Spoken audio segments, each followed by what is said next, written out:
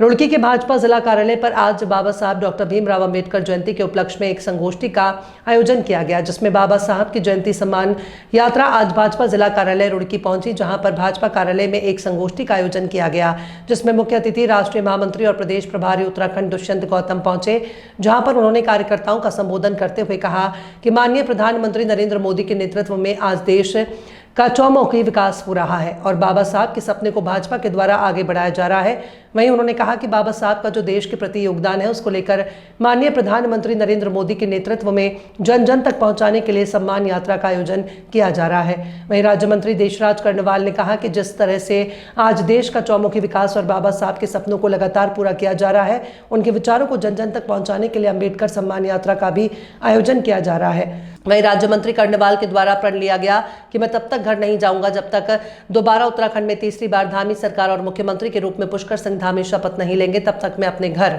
नहीं जाऊंगा। मोदी धामी कर रहे पूरा।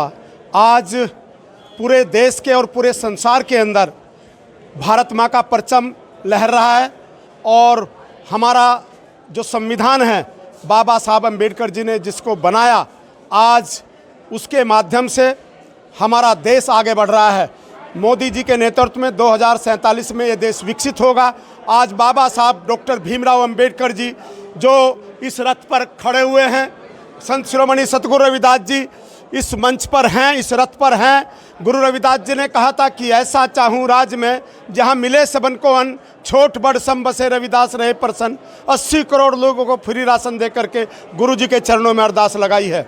बाबा साहब अम्बेडकर जी इस देश के अंदर समान नागरिक संहिता चाहते थे, लेकिन कश्मीर के अंदर अलग कानून चल रहा था, तो मोदी जी ने धारा 370 खत्म करके और धामी जी ने समान नागरिक संहिता ला करके इस प्रदेश में समान नागरिक संहिता ला करके बाबा साहब अम्बेडकर जी का सपना साकार किया है। आज दुष्यंत गौतम जी मुख्य वक्ता के रूप में बाबा साहब डॉक्टर भीमराव अंबेडकर सम्मान यात्रा जो हमारी चल रही है, वो आज रुड़की जिले के आएगा। इसमें उनका उद्बोधन हुआ। उनका बाबा साहब अम्बेडकर जी का अपमान किया था अपने शासनकाल में, ये देश उसको भुला नहीं पाएगा, अम्बेडकर के अनुयायी उसको भुला नहीं पाएंगे। और बाबा साहब अम्बेडकर जी ने कहा था कि कभी कांग्रेस का 10 पैसे का मेंबर भी नहीं बनना। हम घर घर जा कर के इस बात को जगाएंगे कि मंच पर महिलाओं को जो सम्मान देंगे, क्योंकि बाबा साहब अम्बेडकर जी का सपना मोदी जी ने स्वीकार किया है और मोदी जी ने 33% आरक्षण दे करके महिलाओं को सम्मान दिया है। इसलिए मैं मंच से उतर करके वैजंती माला जी को मंच पर बैठाया। उसका उद्देश्य एकमात्र सिर्फ और सिर्फ ये था कि महिलाओं को सम्मान देना।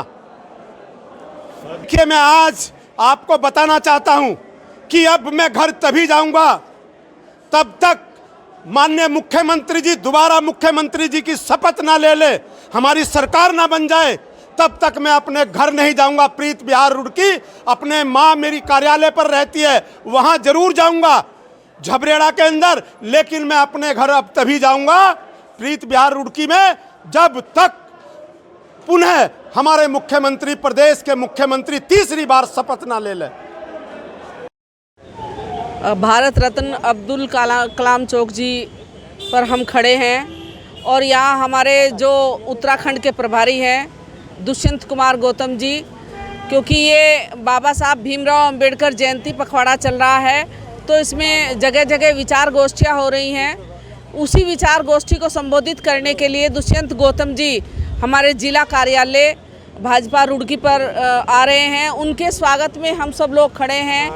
आज भारतीय जनता पार्टी, जैसा देशराज जी जो मेरे पति हैं, उन्होंने नारा लगाया था कि बाबा तेरा मिशन अधूरा, नरेंद्र मोदी जी करेंगे पूरा। आज मिलकर धामी जी और नरेंद्र मोदी जी उस मिशन को पूरा कर रहे हैं। आप देख रहे हैं कि कल ही, क्योंकि बाबा साहब भीमराव अंबेडकर चाहते थे कि महिलाओं को बराबर का अधिकार मिलना चाहिए, बराबर का सम्मान मिलना चाहिए, और उसी के मद्देनज़र, क्योंकि बाबा साहब भीमराव अंबेडकर कहते थे कि जिस देश की महिलाएं आगे बढ़ जाएंगी, विकसित हो जाएंगी, उसे देश को विकसित होने से कोई नहीं रोक सकता। देखिए, कुछ ही महापुरुष होते हैं जिनको उनकी शहादत के बाद इतने सालों के बाद याद किया जाता है। वो ऐसे ही नहीं बनते। डॉक्टर अम्बेडकर जी का देश के निर्माण में बहुत बड़ा योगदान रहा है। उन्होंने अपने जीवन की शहादत दी है, इसलिए आज मोदी जी सरकार उनको मानती है। ये देश का दुर्भाग्य रहा कि आज़ादी के बाद का ऐसा लगा जैसे नेहरू खानदान ने ही देश बनाया है, उन्होंने चलाया है। लेकिन आज मालूम पड़ता है कि डॉक्टर अम्बेडकर जी के इस भारत के निर्माण में बहुत बड़ा योगदान रहा है। इसलिए मोदी जी डॉक्टर अम्बेडकर को मानते भी हैं, उनको आत्मसात भी करते हैं। और आज जो योजनाएं चल रही हैं, डॉक्टर अम्बेडकर जी ने वो सपना देखा था कि मेरे समाज के लोग, देश के लोग कामयाब हों। और मोदी जी ने लाल किले से भी कहा था, मैं नौकरी मांगने वाला नहीं, देश के समाज को नौकरी देने वाला बनाना चाहता हूँ। इसलिए अम्बेडकर जयंती जन जन तक पहुँचाया रहा है, उनके प्रति किए गए पंचतीर्थों को और डॉक्टर अम्बेडकर जी का जो देश को योगदान रहा है वो बताया जा रहा है। बहुत लंबे समय बाद आया। नहीं तो मैं भी तो पीछे कार्यकारिणी हुई थी प्रदेश की, उसमें भी आया था। आप नहीं मिलोगे, आज मैं बहुत दिनों बाद मिले हैं। चलो, पहला संविधान में संशोधन जो किया था, प्रियम्बल में किया था, इंदिरा गांधी ने किया था। 100 से ज़्यादा उसमें अमेंडमेंट किए तो कांग्रेस ने। कांग्रेस का डॉक्टर अम्बेडकर जी जो संविधान से 36 का आंकड़ा है, तो इसलिए अम्बेडकर के संविधान को वो मानती ही नहीं है। आपने देखो कि आपातकाल कहाँ लिखा है उसके अंदर, बड़ा पेड़ गिरता है, हज़ारों सिखों का कत्लेआम कहाँ लिखा है उसके अंदर। तो ये सब एक बहाना कर कर, नाटक कर कर, ड्रामा सा कर कर वो वोट बैंक समझते हैं कि दलितों को मिल जाएगा। लेकिन दलित आज समझदार हो गया है, वो जानता है कि देश का हित किस में है। डॉक्टर अम्बेडकर जी का मैं पहले भी भारत में हूँ, अंत में भी भारतीय हूँ, इसलिए भारत के निर्माण में आज का दलित योगदान कर रहा है और इनके बहकावे में नहीं आने वाला है।